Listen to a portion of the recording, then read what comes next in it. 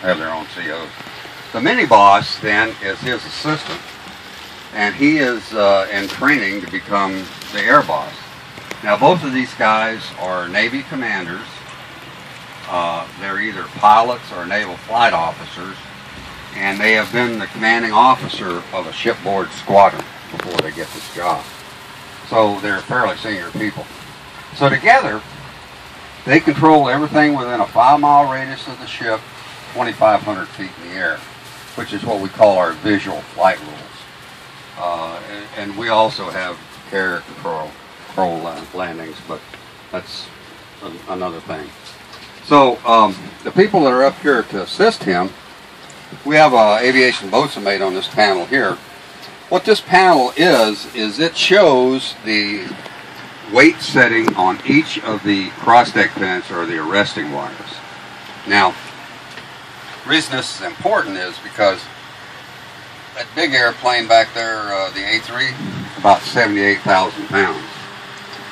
The smaller A4 301, about 28,000 pounds. So when we bring an aircraft aboard, we want them to land, and they're going to roll out 340 feet. The big airplane lands, he rolls out 340 feet. The little airplane lands, he rolls out 340 feet, because we can adjust the settings. So it's important to the air boss to know that it's set. Now, the thing is that the amount of time that I took telling you this that, there's an airplane already landed and there's another one about 3 seconds out. So we're landing an aircraft every 45 seconds. So it's pretty quick. Now, this is the control panel for the landing system. It's called the Fresnel lens. Better known, I guess, as the meatball. And basically,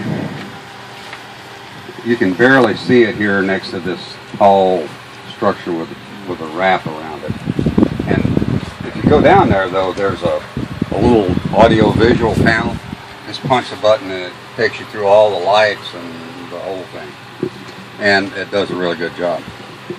Now, the other people that are up here, along this bulkhead here where you see those squadron logos, and those boxes would be checklists and maintenance manuals and stuff like that. And in addition, every squadron that has an aircraft airborne is going to have a representative up here. And normally the representative, well, they would be either a pilot or an NFO, a naval flight officer. So basically they're there as a technical assistance and backup for the air boss and mini boss. Because if somebody's airborne and they have a problem, these guys are current in whichever type of aircraft it happens to be. So they're able to provide assistance through checklists and stuff like that that the air boss wouldn't, and he doesn't have time anyway.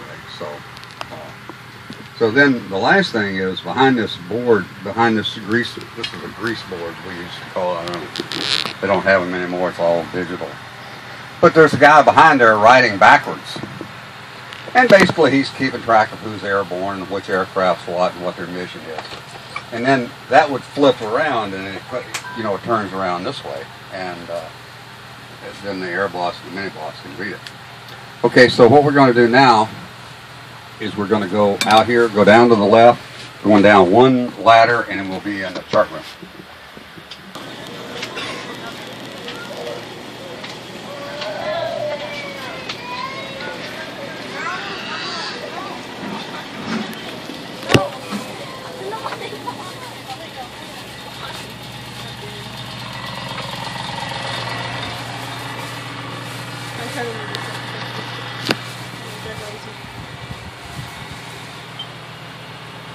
Oh,